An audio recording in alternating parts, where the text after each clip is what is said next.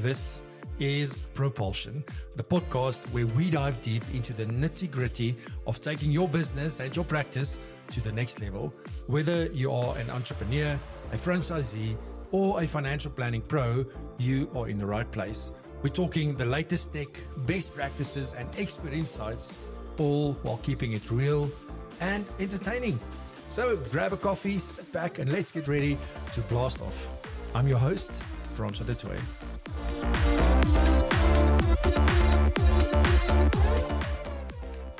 So as I said when I started off today's episode is that, we often feel life is hard, things are difficult, it's really tough. And it feels like things are becoming tougher and tougher. And then for people who are in business, they will definitely tell you that business is even harder. It's definitely not something that's easy. And it does become easy at some point when everything is in place. But in that early journey, when we're building businesses and when we sort of get to those specific stages where things now suddenly, it's either just flatlined and we got to do something else to go to the next level, or even we think like this is where we are. We just want to maintain. There's so many sort of different phases in a business that every time we will be faced with challenges and things that we haven't done before and things that we just don't know actually how to approach them. But all of this has really brought, a lot of insights, I think, over the years, because I've been doing this for a very long time. Some people think I only started back in 2020 because the only time that they learned that we even existed was when we started the show. And it's not really the truth. I've been around for a long time. I've been doing my own thing for a very, very long time. And it was a long, hard journey because of certain things I did not do. And those are the things that really stand out for me, because once you start doing them, everything changes. And then you get to a point where you go, okay, I should have done this a long time ago. Have you ever said that in your business? I should have done this a long time ago. Well, there were quite a few of those for me. And this is also not just about how fantastic the successful the outcomes were, because trust me, most of them were not. This is about, how do you take a situation and actively look for what's the lesson in this, actively look for how can I use this to learn from? How can I use this to be better next time? What did we take away from this? Doesn't matter how bad or how good the thing is that happened, because often we won't focus on the things that are good, right? We only go and focus on the things that are bad. And like, why did this happen? What did we not do? But when things go well, we don't go and sit and say, well, what are we doing that's actually causing this to go well? So those are some of the things that I just want to sort of start off with to say, just have that as a background and a context of where this is coming from. I've got about 50 of these lessons that I've written down. I'm going to share 7 with you. I think last season I shared 7 or 5 others with you as well. So today, these are 7 different ones that I want to share with you, just sort of from that point. Now, there was a period of time in my life where I think people thought that, it's like, oh, he's jumping around. He's moving from here and then he's there. He doesn't know what he wants to do. Or even things like, you can't depend on him because he's only going to be here for 2 years and then he's going to move on. And there's something that those people don't understand usually. And often for us that finds ourselves in that place, it's very difficult to also say, well, why am I doing this? Why is this happening? And there's something inside of you that you simply can't explain to people. And sometimes you can't even explain it to yourself. But the one thing that I've come to realize is that when you are sort of jumping from one place to another, it's not because you're not dependable or that people can't depend on you. It's not because, of anything other than you're still searching.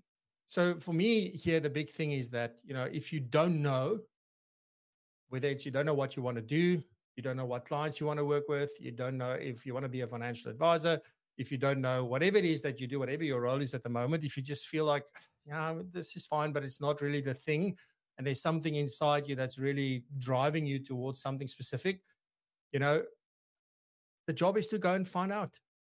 Because this is what happened, right? So back in, there's quite a few things. So I was at one of the insurance companies for a very long time. From 2004 to 2012, I then left. I was 9 months at the next place. And then I went into building a practice with somebody else. And 6 months into that, I was just like, I don't even get up in the morning in bed. 10 o'clock in the morning, I would still be in bed. I'm not doing anything.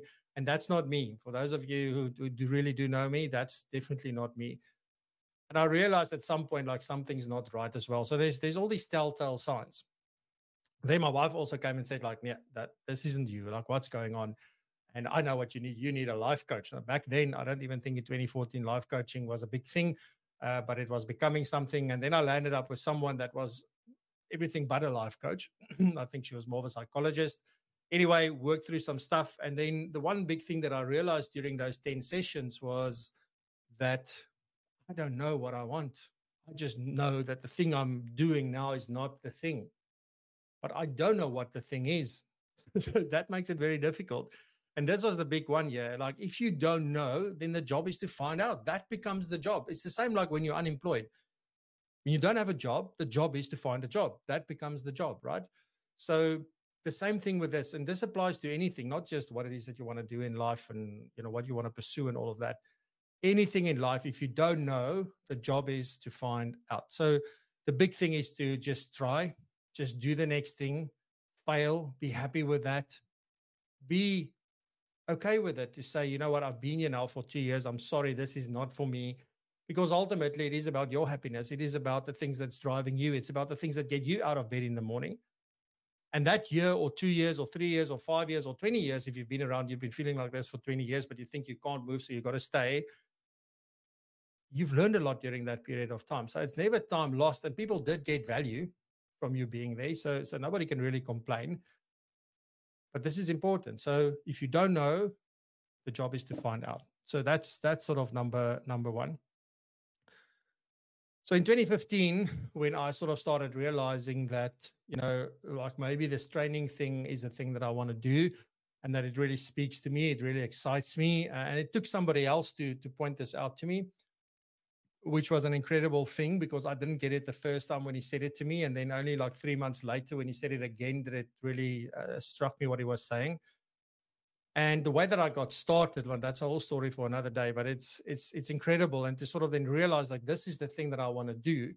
So in 2015, I started figuring that out. 2016, I sold my practice and then I went full into this, but it was really, really hard to get going with this. The one thing I learned here is that it doesn't matter what you know, and being able to do the job is completely something different from building a business. Like being able to do the job, you can be the best at what you do in the world, but if you don't know how to build a business, it's sort of a little bit difficult. But anyway, so what happened year after year after year, when it comes to October or so, like the cash flow just dried up. There was nothing. Because why? Well, everybody stops training in October and they sort of push for the end of the year. And it's like, we got to get to the next level and we've got to make targets and we don't worry about training anymore. It's now year-end functions and targets. That's it. So I found myself in this. And then what happens inevitably is that it really got me to do nothing. I was so like, I didn't know what to do. And I'll talk about that a little bit later as well. I had no clue what to do. So I did nothing. And also I was so stressed about it because I sort of assigned a specific meaning to it. And because I assigned a specific meaning to it, it made me like feel like, I don't know if this is going to work. I don't know if I'm meant to do this. You question all of these things. And sort of what then happened was when it was 2018, again in October, it was exactly the same story. And I just decided, well, actually 2017. So 2018. So actually then I decided like next year, this is not going to be the case. So there are certain things that I need to do. And this is the big thing. It's not about knowing what to do. It's not about having a list of things that you want to do. It's about actually doing them. So it's about taking action. It's the Acta Non Verba is a book that it's a Latin expression for action, not words. But Acta Non Verba is a book also that Eric wrote. I can't remember Eric's surname now. But anyway, so Eric wrote this book, and it was actually just made up of his emails that he was sending to his email list every single day. It's a South African guy. He's absolutely phenomenal. And I got to see him speak at SME Africa roundabout in 2018 somewhere. And something just sort of struck a chord with me. It's not about knowing these things. It's not about saying, let's see if luck is in my favor this time. It was about taking the actions. It was about making the call, doing what's necessary. So making the call, asking for help, because often like we don't ask for help, right? So I'm not just bundling a lot of things into one year. Sometimes it might mean that maybe you got to take on a second job, or temporary job or something, but do what is necessary to get you through this and to get you to the next level, and plan in advance. That's the big important thing, because I was so busy with the day-to-day things like all of we are. And then before you know it, it was October and I'm screwed. Okay. So now what's next? So the second one I want to share with you is acta non verba. It's action over words. And for me, it's do what is necessary. No excuses, right? So we've got to do what needs to be done. And things changed for 2019 because I did some things differently. And then beyond that, obviously, after we did some other stuff, a lot of things, because there's another lesson in there that I'll share with you in a moment. Also back in 2016, now you must think about this, that things are tough, cash flow is erratic, it's up and down, then there's money, then there's no money, because what typically happens when you have a small business, you look for clients, you find clients, then you do the work, then you're not looking for clients, and then you're done with the work, and then you say, oh crap, I don't have clients, and then I go look for clients. Like it's this start, stop all the time. And you move almost from one, how can I put this, like, you move from a one high to another low, and from a low back to a high. But it's these valleys of things that are like just as you think. And then the other problem that I had was like, when there was money in the bank, I would actually relax, because I deserve to relax a little bit, right? And then you sort of don't do the things that you were doing when you weren't at the top, and then it was a really bad snowball effect. Anyway, so in 2016, I'm in Bloemfontein. And I'm driving. I was doing training there, doing people that were going through the NQF 5, I think. And we were doing some training there. And I got this call from my wife. And we had this massive sort of thing on the phone, because like, when am I going to get a job? And when is this? And she's tired of this and that.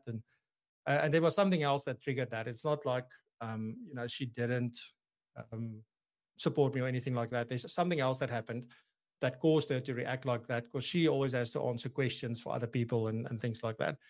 So I totally got it. But in that very moment, I just decided, I don't need anyone. I will prove to everybody what can be done. And that was a big thing for me, because, often so many people have told me that your business is difficult, you're not going to be able to do this. There's all these reasons, because people are inherently risk averse, right? So they don't want to take on risk. They can't see it working. So unless they are paid a salary, they're really not comfortable. And I saw this in COVID as well. I had a few friends who lost their jobs, or at least their jobs were at risk of losing, or they reduced their salaries and things like that. But they would just sit there, or people who did lose their job was just like, now I've got to find another job. Yeah, okay, but there's so many other things you can do. So at the end of the day, it's about, you got to not listen rather to other people. You got to listen to the right people. And even if that person is just you, because in that moment in 2016, I was like, screw this. I don't need anybody to believe in me. I'm going to do this because I know where this is going. I know why I'm doing this, because this is finally something that connected with me. And I will make this work. And at some point, somebody is going to go like, oh, now I see it. And inevitably that happened. It took a long time, but we got there. But that's not the moral of the story. The big moral of the story here is that even when family, friends, loved ones, it doesn't matter. When they tell you, like, no, just go do this because this is not working. Just go do that because this is not working. If you can see where things are going, because that's often the thing, like you and I can see where things are going that nobody else can see it. And often we have more patience than they do, because all they see is what you don't have and what you're not achieving. But you've got to think long term. You've got to think about where are you headed, because it's these little things we do every single day that moves us closer and closer and closer until it's just sort of a waterfall where things just starts happening. So that's the big thing, right? So listen to the right people, even if that person is just you. Now, there's a thing that I want to end off today with, not now, but when I get to the end, that's also going to talk to that, because there is something that we need to look out for in that. It's not as simple as that. So you really we all need that one person. How many of you have said, just because that person believed in me, that's what got me to take action, because that person believed in me. And it usually was a good manager, or it was a friend or a loved one or somebody who said, you can do this. I believe in you. And because of that, you did that. But I still believe that often that one person could just be you as well. So don't think about all of this other noise as well. But you've got to do the things that needs to be done, right? So the other thing that is quite interesting. I don't know if people think I've got discipline. I absolutely don't. On my Strengths Finder, discipline is number 32 of 34 or 31 of 34. So it's way at the bottom. So one of the things that I really realized is that, and this is something that came directly from doing my Clifton Strengths and working with Johan Oosthuizen and that the one thing that I learned was that just because there's something, because everybody, you'll see Tom Bilyeu and people like that talk about discipline, discipline, discipline. That's what gets you to be healthy. That's what gets you to build a business. That's what gets you to be wealthy, is the discipline. But sometimes for some of us, discipline is not a natural thing. Now, the one big thing that I learned was that I could use other strengths in order to hack myself into being, or at least to seem disciplined. So I am very strategic. I am futuristic, ideation, those kinds of things. Responsibilities are some of my top 5. And that has caused me to say, well, if I can do, what could I do from that point of view that would just take away the fact that I don't need to be disciplined because I can automate some of this stuff, or I could give it to somebody else to do, or we could do other stuff to make sure that this happens. And that was the big lesson for me, is that you don't need to be able to do everything. You don't need to be great at everything, but the things that you are really good at, use that to hack the bad habits or the weaknesses. For too long, we've been in a game where I remember back when I was a consultant, and also even when I was a manager, you would ask people like, what are your weaknesses? And then that's what we need to develop. No nonsense. Like, what are the things that you're really good at? Because that's the stuff you want to spend a lot of time on. You love spending time on it. You want to get as great as you can. And for your, call it weaknesses or development areas, as we used to call them, just either get somebody else who can do that, who's better at that, for whom it's a strength.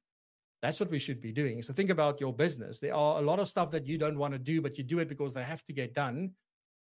But find somebody else who really love that stuff. There's people who love compliance, and there's people who love operations, and there's people who love all of these things. It is their world. Your world is probably seeing clients. So go focus on that. Don't focus on these other things. And don't let money be the thing that stands in your way, because it's an investment into that. Because if you're not spending time there, you're spending time on things you love, and you're definitely going to make more money because of that. And on that note, so just so you know, so that lesson was use your strengths to hack your bad habits and weaknesses. But on that note, the biggest thing that I probably learned, this is something I talk about a lot in the 7 habits to build a legendary practice. The very first thing that you and I should do, doesn't matter what role you're in. So whether you're in admin, or whether you're a financial advisor or planner, or whether you're a sales manager, doesn't matter what it is you do. You've got to go and identify in your role, what are the 3 top things that you've got to be doing every single day that will generate revenue. So think about this, right? There's loads of things. So if you're a financial advisor, I need to write a newsletter for my clients because that might result in revenue. I've got to issue the invoices for the work that I've done or that I'm about to do. So that's revenue generating. I've got to make that video. I've got to do that social media post. I've got to do all these things. And absolutely, yes. But are they your responsibility? And is it the thing that you should be doing in your role? For me, it's, if I should think about, if I'm a financial advisor, what are the things that generate revenue? Well, seeing clients is the very first thing. Building a network or networking, that's the second thing. So that's what I should be doing every single day. And then decide, okay, what are the other things that I do? So unless I've done those things, I shouldn't be doing the other things. So it's just a matter of bringing focus as well. For me in our business, it is literally about seeing people, doing sessions, and creating content, because we need all 3 of those in order to generate revenue. And even the content is maybe debatable. Could outsource that to somebody else and I could still deliver that. But be that as may, what are the 3 things that you need to be focusing on every single day that generates revenue directly, not indirectly, directly? So that is a big one for me as well. I don't know how often you find yourself in a situation where you find yourself where I know exactly what the end outcome is that I'm looking for. I can see it. This is how it's going to be. If this works, this is exactly what it's going to be. But hell, I don't know how I'm going to do it. I have no idea what the steps are, because everybody says starts with the end in mind and then work backwards. So it's almost like, okay, so this is the end outcome. Before that, I had to do this, and then I had to do this, and then I had to do this, and then I had to do this until you get to the beginning, and then you just start doing the stuff. Now, that sounds fantastic when you're doing some kind of a course, but in reality, we often don't know. We might know the big things, but even within the big things, we don't know the exact steps that we need to do. Now, because we don't know the exact steps, it often leads to inaction. It often means that we don't do anything because we first have to figure out every single thing that we've done. And I don't believe that that's really useful. There were many, many cases that I can give you examples of where I just did something. You just take that first step, and then the next step happens, and the next step will show it. And then sort of I've done this quite a few times. And then I also read this in, I think it was The Entrepreneur Revolution by Daniel Priestley, where he was actually saying the exact same thing. Just make that first call. Just take that first step. Just have that one meeting. Just do this. And then the next thing will reveal itself. Even if you don't know how you are going to do this, just do something. I think is often the better thing, because that something more than not will lead to the next thing, and it will just reveal itself as you go. So, sometimes I know that we really love having certainty, and that we want to know that we're going to get this outcome. I also don't believe that that's how life and business works. There's too many things. The only things we can own are the decisions we make. So why did I make this decision today? The outcome I have no control over. The decision I do. And if the outcome is different from the one that I hoped for, doesn't mean that I made the wrong decision. No, because that decision I made was actually done with the information at hand and the way that I viewed the world at that time. So it's not a problem. It is what it is. It's fine. So we shouldn't get all onto like, I didn't get what I want, so I made the wrong decision. No, there was nothing wrong with your decision. Things changed after you made the decision, which made the outcome. Maybe there were information that wasn't available at the time. Maybe some of the things changed after that.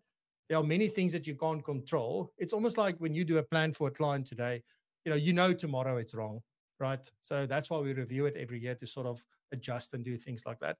So that's important. Just take that first step. It will be okay. And often that's exactly what happened with the show. I had no idea what to do. I think some people had a massive 20-point plan for how they're going to get through COVID. I had no freaking idea. No idea. All I did was see a guy go live on YouTube every day. I said, oh, I can do that. I did it. And there was a lot of grace and a lot of luck. I think also the timing was right and things like that. If I were to do that when there wasn't COVID, probably nobody would be watching still. So there's a lot of things that came together, but there was no foresight or insight, or like the only inspiration I had was not to go insane. So that's why we did this show. But this is the thing that changed everything else in our business and in my life. So it's really incredible what something like that can do. And that's the most incredible when you look back and you go like, this is the one thing I should have done a long time ago, but I don't think the time was right a long time ago.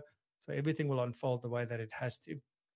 Then, one of the things that I see a lot of people do, and I was also one of those, where we think that this is the status quo, but we want it to be different. So we want to change it, and we've got a different view of the world. And we say, like, this is what it should be. One case in point, maybe fees. So there's this debate between commission and fees. And some people say, no, commission, just there's a conflict of interest. Can't do that. There's no relationship between the product and the advice, and like all of these kinds of things. And, advice don't always lead to this, but then you don't get paid. Like none of these things make sense. And even if you do get paid, how much you get paid doesn't make, there's a lot of conversation going on. But then we have like people who are on the extreme that will go like fees is the only way to go. There's other people that say, I can't build a business unless there's commission. And then you've got all the different permutations in between. The biggest thing that I've learned, is that, or the one danger that we have is that we get so romantic about an idea. And there's a difference between being passionate about an idea and believing in an idea and just being romantic about it. So if you're romantic about it, they say love is blind. So you talk so much about it and it can't be any other way. And this is what I believe in. And it's fine. You must have a philosophy and you must stand for something.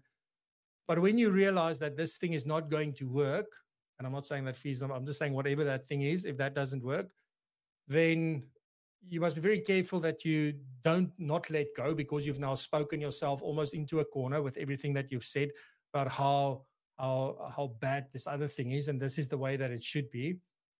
So that will leave you in a position where now you feel like you can't stop because you've now set these things out into the world. But in fact, that's exactly what you should be doing. And to rather go from a point that, look, I've learned this throughout this process, I still believe that this is the way where we need to get, but we'll get there in time, but it's not going to happen today. So don't be romantic about ideas, because if you're romantic about an idea, it will often cause you to hold on to an idea that's bad for you. And holding on to an idea that, it's causing you, it's holding you back.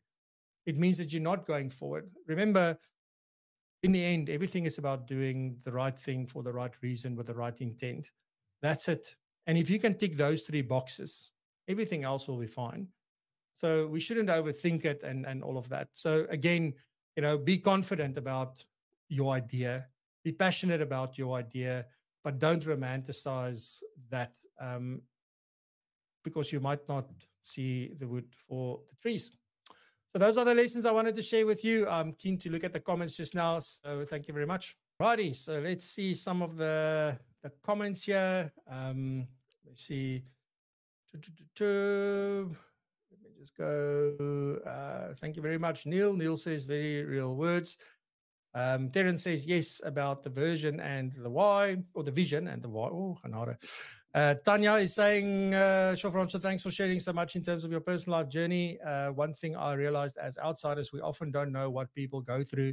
We just see the success, but never the rest of the journey. Also, as you say, see the hard work and the struggles. Yeah, because, and it is just like that. And also people think it happens overnight, right? It's a long journey that we go through, and all of us, like, it's not, no one's special in that regard. We all have a story. That's the amazing thing that I really always think about. Neil says Ben Hardy's book, Who Not How, is excellent. Absolutely, that's brilliant. Thank you very much for sharing that. Liana says be open-minded and not miss opportunities, and fantastic. Quibus ends off here with saying profound sessions today. Yes, I think all the sessions really hit home. So thank you very much. Really appreciate your being here. Thank you for joining us live. If you haven't subscribed yet, please do subscribe and like this video, share it with others, help us get the word out. But on that, have a fantastic weekend. We'll see you back next week. Same time, same place. And, be blessed. Stay safe and prosper. I forgot my own words now. Anyway, have a fantastic weekend. Love you lots. Bye-bye. All right, folks, that's a wrap for this episode of Propulsion. I hope you got as much out of this as I did. Remember to tune in every Friday at 8 a.m. South African time for our live show called Propulsion Live. You can find it at www.propulsion.co.za/live. And trust me, you don't want to miss it. If you enjoyed this episode of the podcast, hit that subscribe button or the follow button and share it with your friends, colleagues, and anyone else who you think would get something out of it. Thanks for tuning in, and I'll catch you in the next one.